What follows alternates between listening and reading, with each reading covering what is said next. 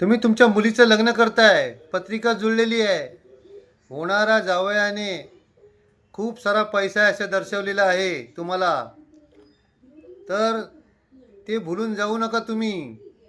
पत्रिका तर जुळले आहे, खरं आहे, बरोबर, पण त्याचबरोबर CIBIL सिबिल स्कोअर जाणून घ्या.